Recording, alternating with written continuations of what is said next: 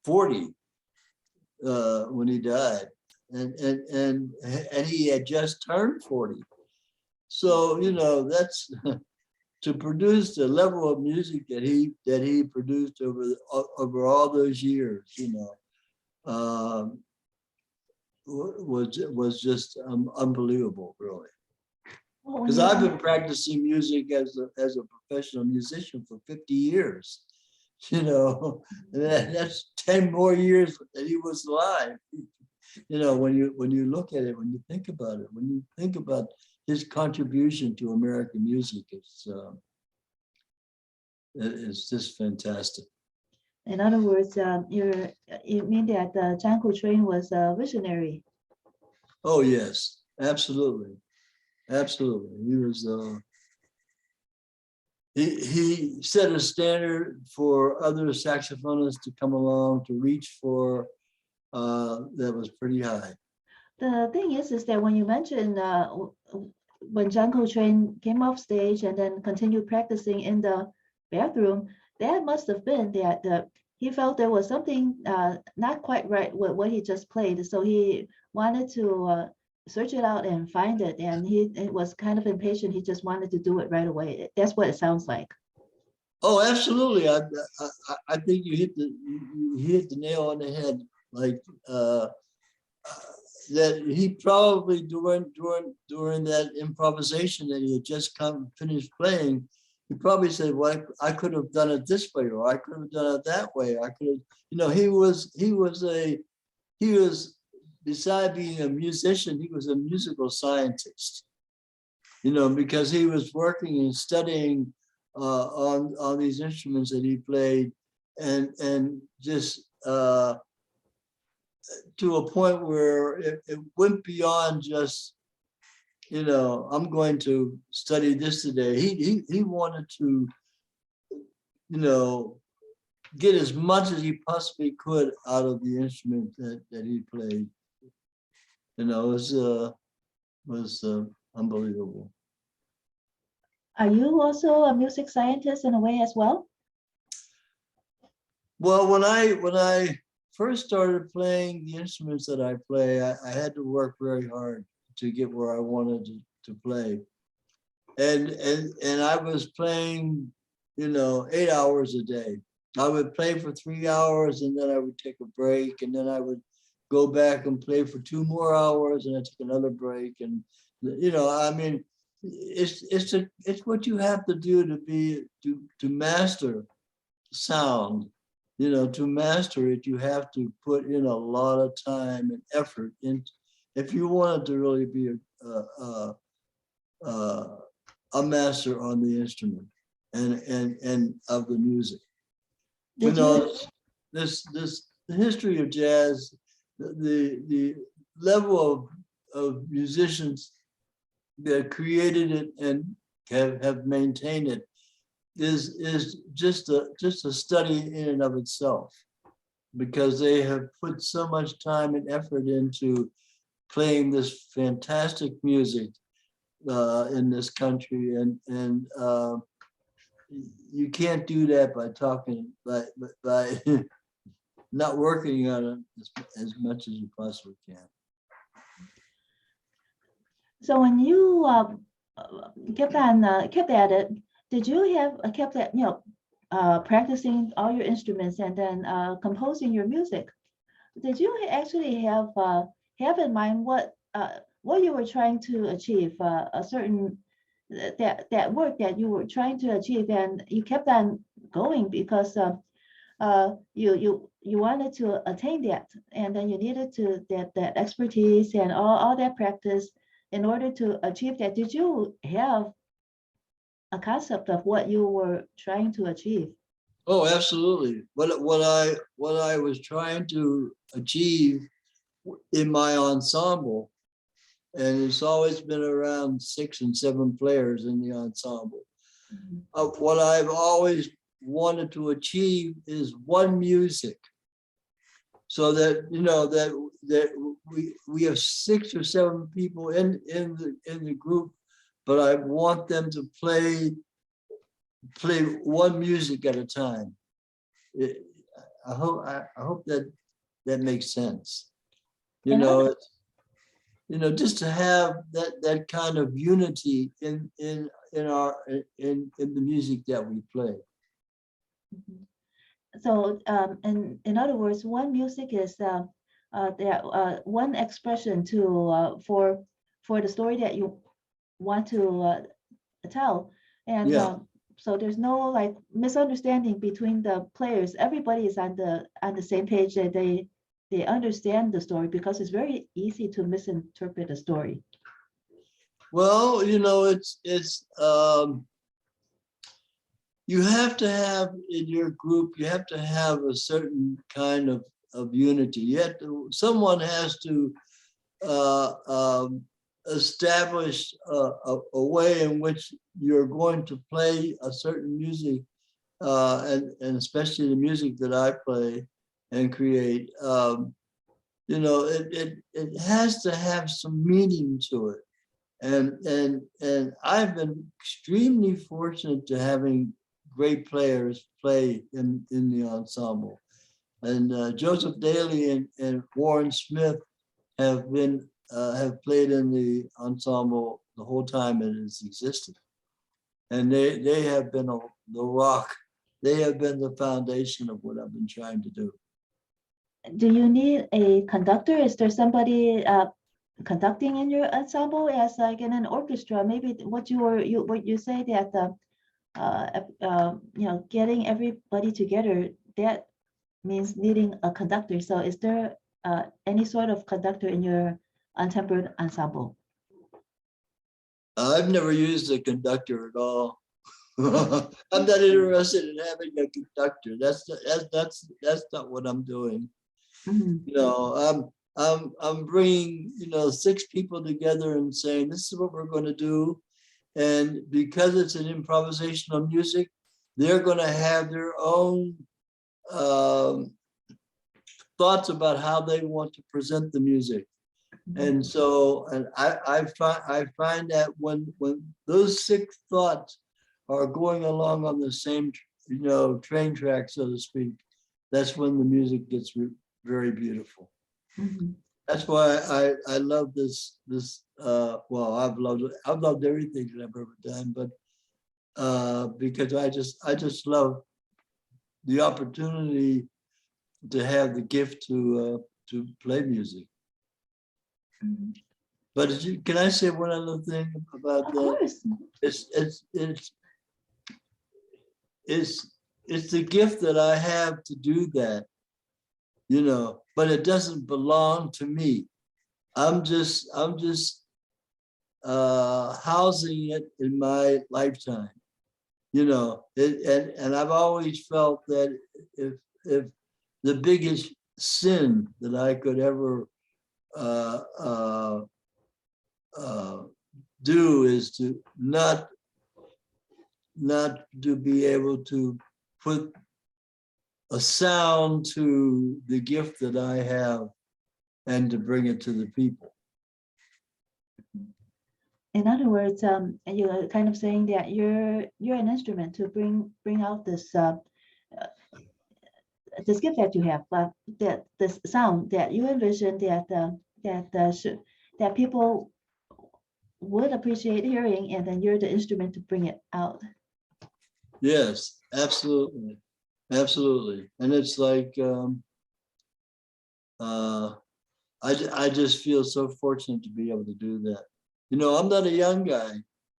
I'm 84 years old, Oh, and I'll be 85 in October. So, I've been around a long time. I've seen a lot of different situations, and I've had this ensemble for a little over 20 years now, and I've been very, very fortunate. I can't say this enough, to have great players who have played in the ensemble and made me look good by great playing that they've done. When you see a news story and something happens in the world that affects you, Does your mind automatically go to how do I write music, play something that interprets this? Well, let's think about this last CD that I created, Margaret and Katie. Mhm. Margaret they are both my cousins. And Margaret was in the generation of my father. When she died in January of 2021, she was 109 years old. Wow. And I would say the last 3 or 4 decades that she was alive, I spoke to her at least once a month, every day, about the history of our family in America. And when she died, I knew right away that I had to put some music together to honor her life, to honor what she did for me, and how she talked about our family, and she knew about our family all the way back to when we were enslaved. So I had to find some music to just incorporate that, to express that, and I think I made it. Yes. How long did it take you to and how did you define the separate tracks? Because she has such a lifetime. How do you distill her lifetime into a one CD? Well, I've been very fortunate because in my generation of my family, I'm the youngest person, and she was the person also in her generation, which is my father's generation. She was the youngest person, and she was the individual that conveyed all the history of our family, because our family comes from America, doesn't come from France or Germany or Greece or Russia or any kind of European country. Doesn't come from African country. It does in the sense of we came from, we as African American people, as Black people, came here as enslaved individuals, and all those ideas, they're formulations for explaining our effort here in America, and my effort and the other efforts that musicians have played in this country is part of that, part of how we have viewed and seen and experienced being in America. That's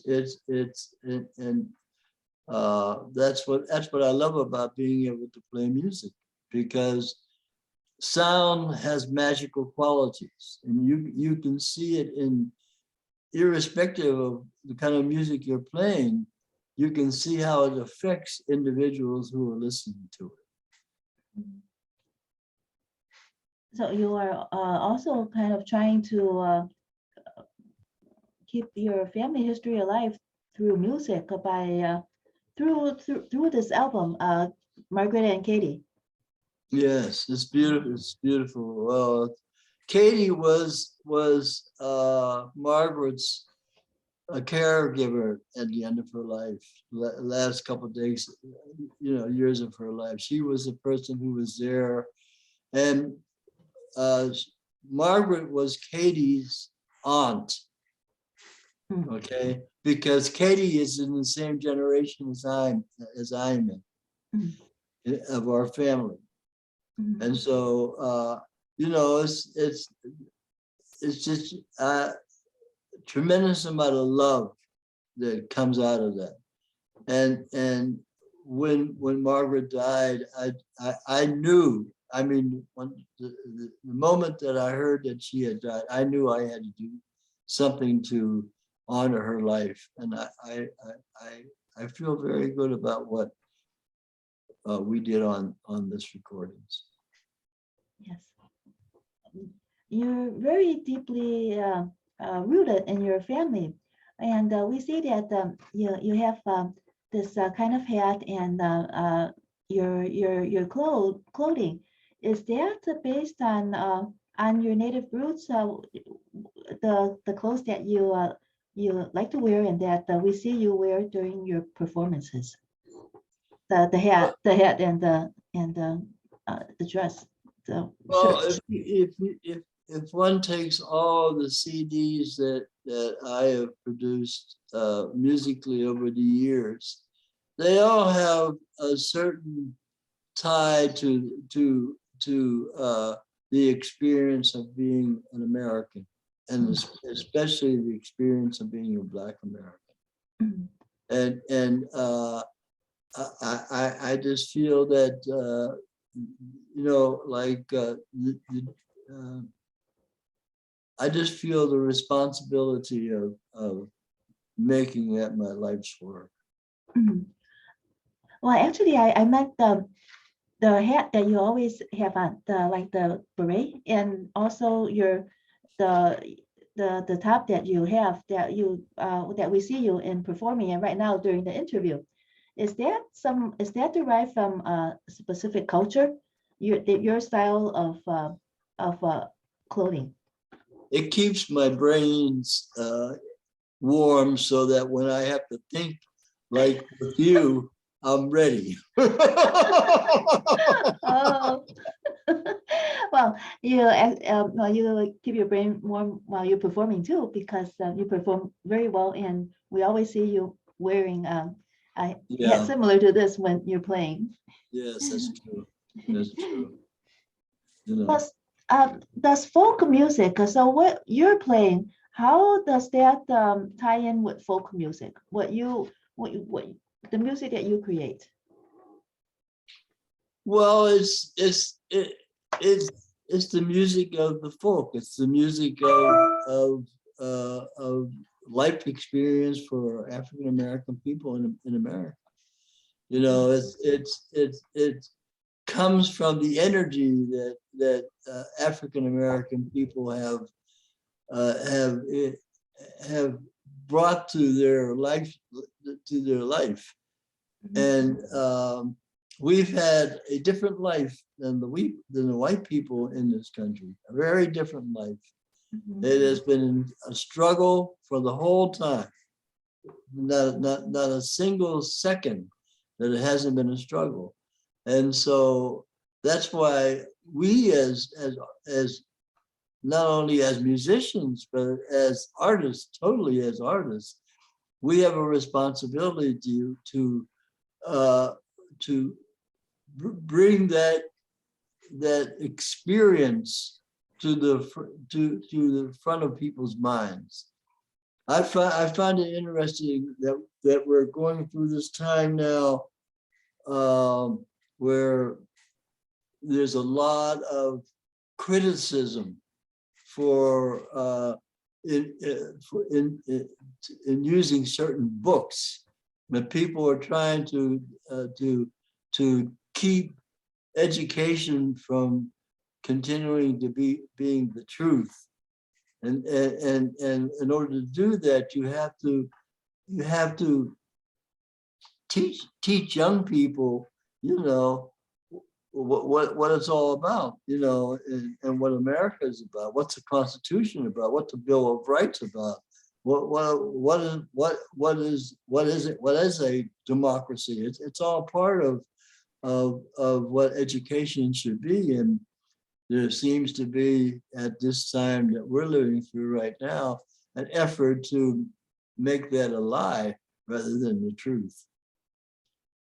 When you create your music, it seems as if, of course, you're portraying a story. But since you are so deeply rooted in history and hoping that the true history comes out, is it that your music also reflects uh, your interpretation of history? That are you also speaking to your listeners and playing history in addition to music? Yes. Well, it is my interpretation, and I'm quite certain others would have different interpretations than mine, and that's fine. It's because that's the uniqueness of the music. The music is an improvisational music, therefore, it's going to be expressing the individuals who make this music happen. And I just feel that I'm just happy to be part of that, to be an individual that is able to express that through my music. Because if you look at the titles of the different CDs that I've put out, many of them have talked about the nature of being in America. Mhm. Yes, and sometimes, of course, your tracks have long titles because your music is just music, and you do want your listeners to understand a little bit more about what you're playing. So recently I understood why you use long titles in your track titles. Oh yes, because it's part of the story that I'm talking about. Mhm. Since you discovered, right, that John Coltrane in his uh, music line for Alabama, that music line was based off of Martin Luther King's speech. It was you that discovered that. It wasn't like everybody knew that, right? Oh yeah, absolutely. Everybody knew what happened. It was a terrible situation. It was terrible. I mean, these four young people, they were just experiencing life, and life was taken out of them. I mean, you can't, you can't view or see a situation like that and say to yourself, I'm going to forget that, because that's part of having life as an experience. I mean, having a life, first of all, is a wonderful gift. That's the first thing. And when someone takes that away from you, you have to make certain that the community, that the society understands that this, in fact, happened, and these individuals who were murdered at that time will never have a chance to experience, the totality of their own lives. Oh, sorry for being unclear, but the Alabama had the music line that was the music line that was based off of Martin Luther King Jr.'s speech. Right. It was you that realized that, right? Because the music line is what you mean, like the cadence of how the music flowed. It was based on the beat the beat and the cadence of the King's speech, right? Is they Yeah. connected? Oh, absolutely. There Mhm. was a connection. Absolutely. Because Martin Luther King was clear. He was clear what he was trying to tell the American people, what the situation was like. And, that's why he was assassinated, Mhm. because he was so clear that it gave the people who fear what he was talking about, they felt that they had to, exterminate that. But And you can never exterminate a person like Martin Luther King. and the speech that you mentioned that the music line was based off of. So was that speech about the Alabama incident? Oh, absolutely. Right. Absolutely. Do you find other musicians and even you would you base a music line on something that is non-music? I don't understand the question. Sorry. The Alabama music line was based on a speech, and that was a speech is a speech, but it's not music. And Well, you have, for instance, Strange Fruit by Billie yes, Holiday. And that was about lynchings, you mhm, know. And so I mean it's part of our history, it's part of the American history, and it's certainly part of Black people in America, what has happened. Not only Black people, but also the indigenous people, who had to suffer so horribly because of what happened in America. So it, that has to be told. That has to be told. That can't be erased, yes, because if you don't understand what happened, you're you're in serious trouble. that is true. Also, yes, did you want to continue a little bit more No, about what no, you? that's it. I'll answer any other question you have. Okay, the thing is that uh, you have a deep understanding of history and music, and how that the story of history needs to be told truthfully through music. And you've done extensive work on that through your albums and even through your books, such as your book on John Coltrane. Mhm. Do you feel that all this work, and maybe your fellow musicians too, because you probably know of other musicians that are trying to do what you are doing, has it made a difference in society and improving race relations at all? Well, well, that's a very deep question, and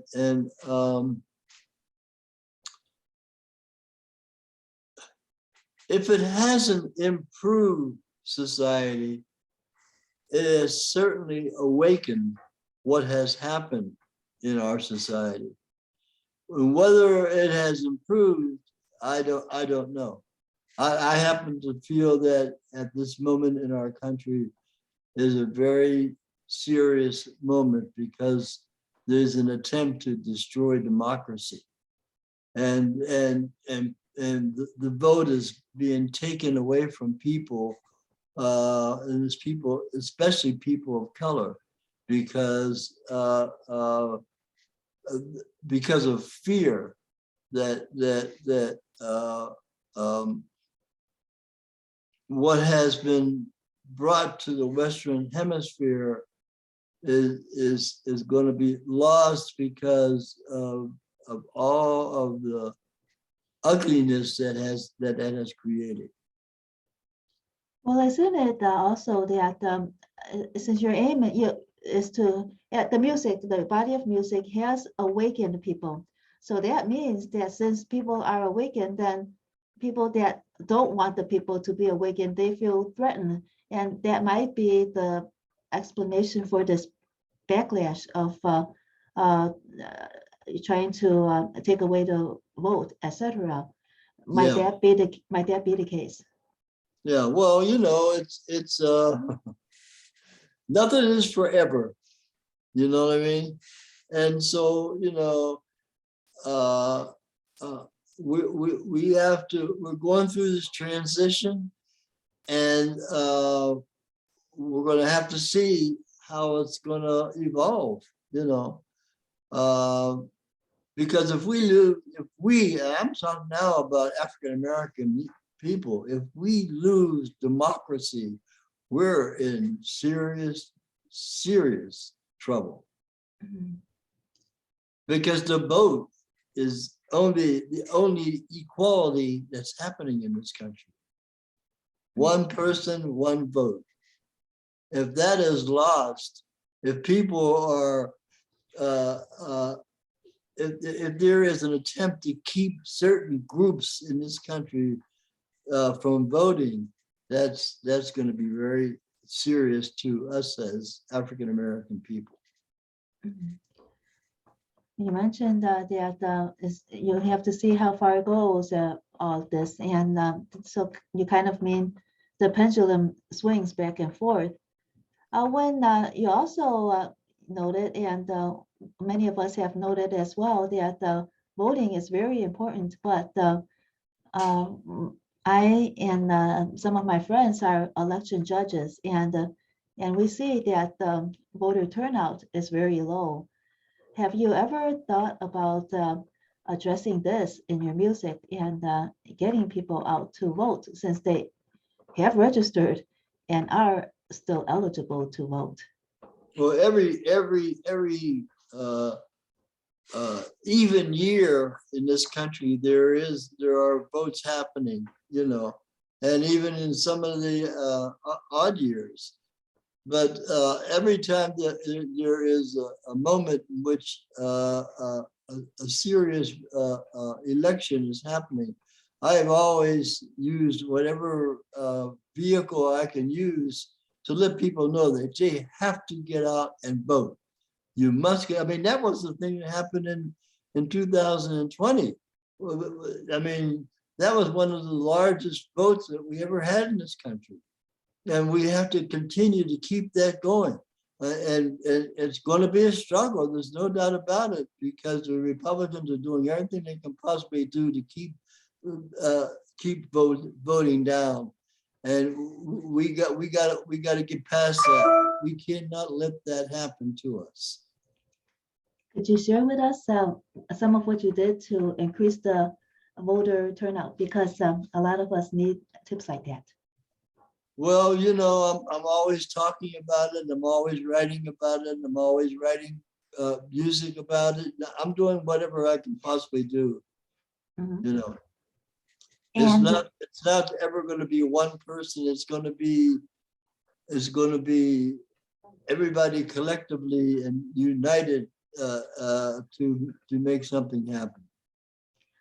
could you share with us what tracks is the music that you wrote to encourage people to vote, included in any of your albums, and what tracks are they? We would try to play them. Oh, thank you very much. I appreciate that very much. Yes, you know, it's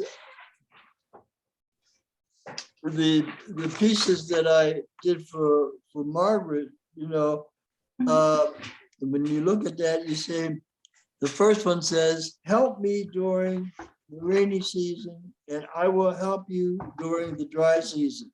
Mhm. You know. One's neighbors are one's brothers and sisters. You know, those are all connected.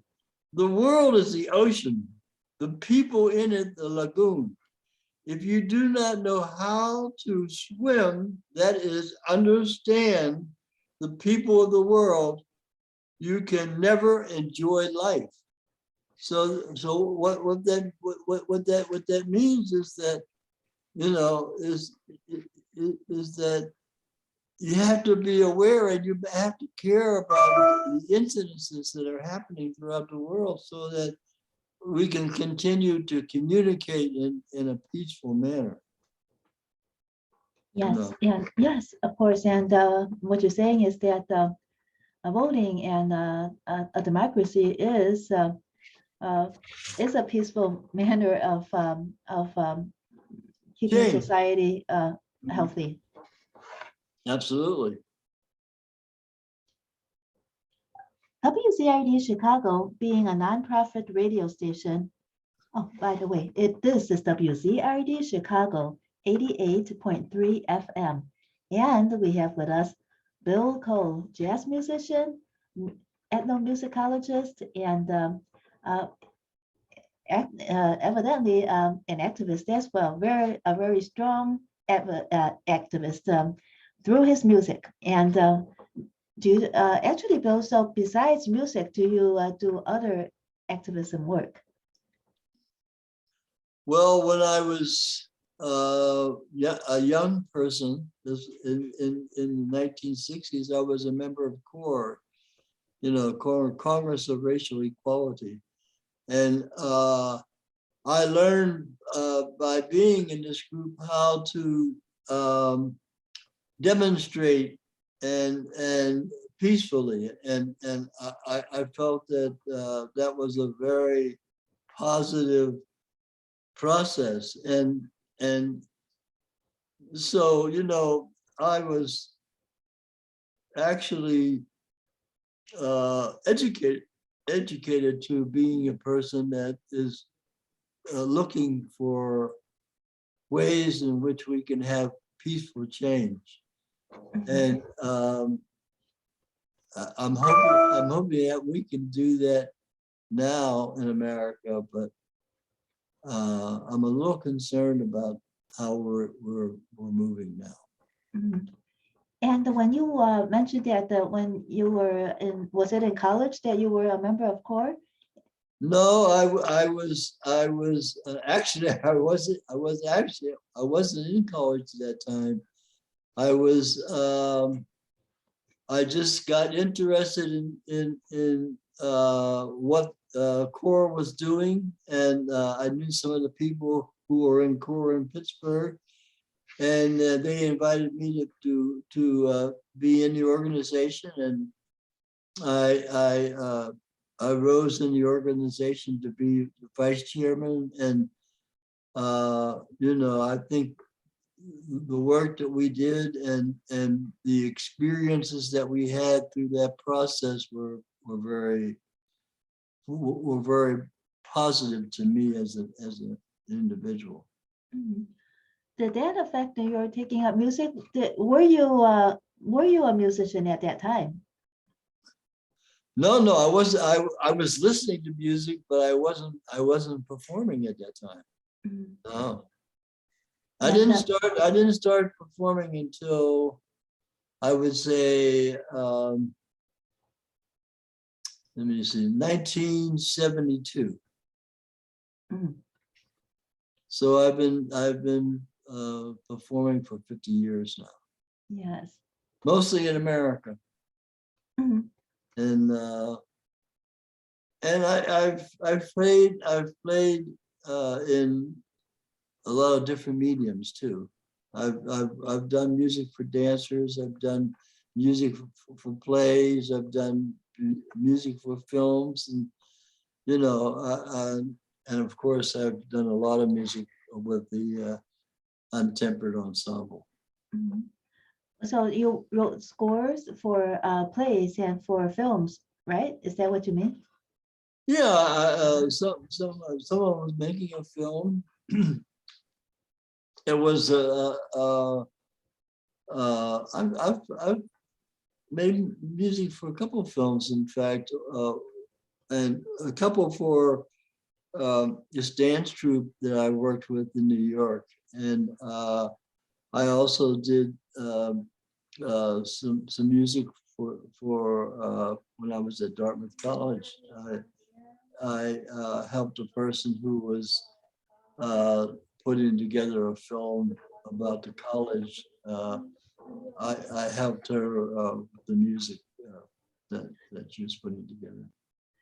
Do you still remember what films and what plays had your music in them? Oh well, most of it has been with outside of what I do in terms of my ensemble. Most of it has been with the dance troupes. Mhm. Let's do a community assessment with you. WZRD Chicago, being a nonprofit radio station, must be responsible to the community we serve. WZRD is mandated to file quarterly issues with the FCC on non-entertainment community-focused programming. We like to assess the community for these quarterly issue topics with 3 questions. First, what is most important to you? Well, in terms in terms of public radio, is that has been the vehicle that has mostly played my music. you know, and so if anything happens to that, I would be, you know, it would hurt me tremendously, you know, because that has been the vehicle that is has been most responsible for getting my music out there. People like, you know, your station and other public stations. Very important to the education of the American public, Mhm. Yes. like we're doing today. Yes. Yeah, we appreciate having you with us today. It's a very enlightening conversation. Second, what long-term problem must we address?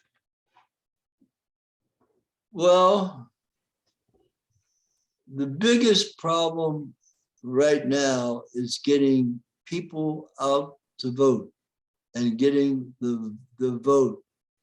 It's just incredibly important. And I'm hoping that everybody who listens to this understands not only how important this is to get the people out to vote, but they should make whatever efforts that they can possibly make to make certain that happens. Third, what problem must be addressed now? Well, what now? Wow, gee whiz.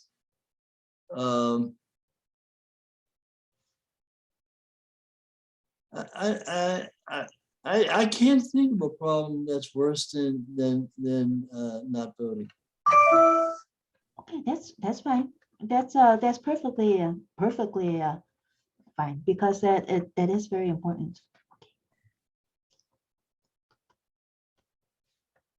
Do you have any projects in the works now, Bill? I'm doing a thing at the University of Virginia with my ensemble in November. And one of the things that I want to do is that I'm in the process of writing some music for a very, very deep friend of mine whose wife died tragically. Mm. And so I want to make certain that I, you know, have that together when we perform in November. So we have a couple of your CDs, and are there many tracks in which you actually are memorializing a friend or someone important? Oh, absolutely. Yeah, absolutely. Trayvon Morton, and that's one, but so many of them. I mean, the proverbs from the one that we did at Symphony Space. I did a thing that dealt with the nature of our experience as human beings, and specifically in America, but also like throughout the world. And the challenge of making certain, I mean, we have this war going on now in Europe, and people in Ukraine are being terribly, you know, I don't know what the word is. It's just so ugly and destructive what Russia is doing there. So, you know, and it's human beings are not the greatest, I'll tell you that.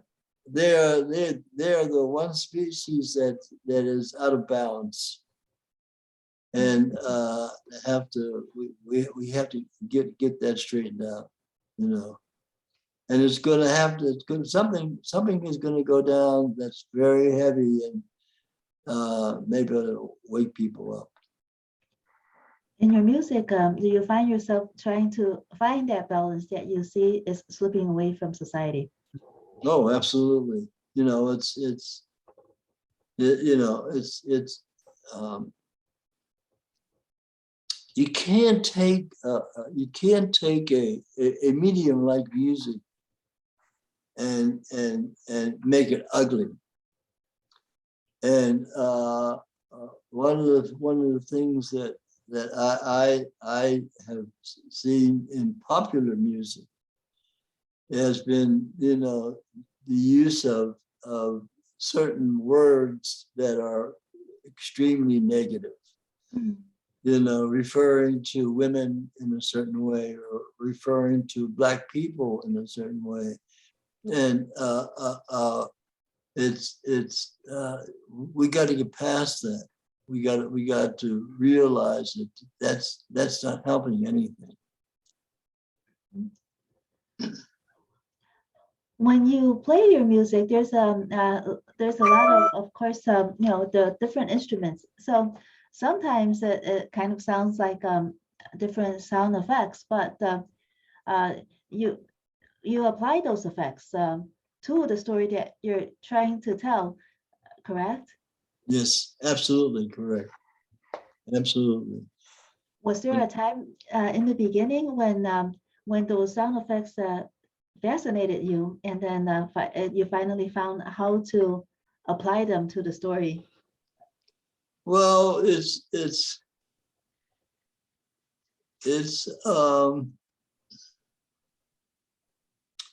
not that hard.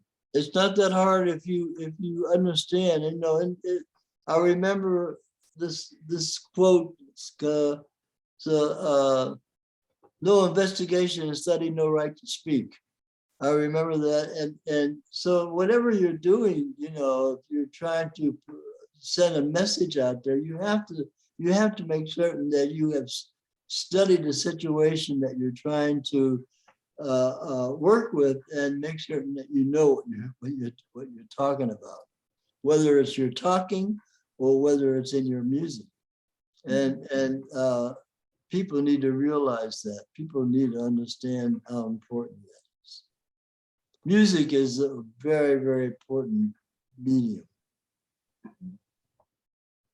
Well, Bill Cole, for 50 years, you've brought stories and issues to life with your music, and we hope that you continue doing so for at least another 50 years. Well, I don't think I have another 50. As long as I'm going to be out here, I'm going to be trying to make whatever I do, you know, serious.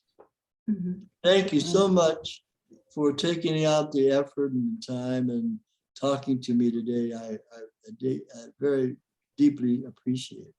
Yes, thank you very much, Bill Cole, jazz musician, ethnomusicologist, educator, historian, activist.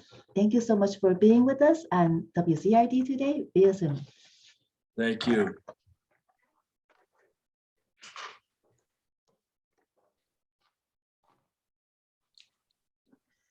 Is that it?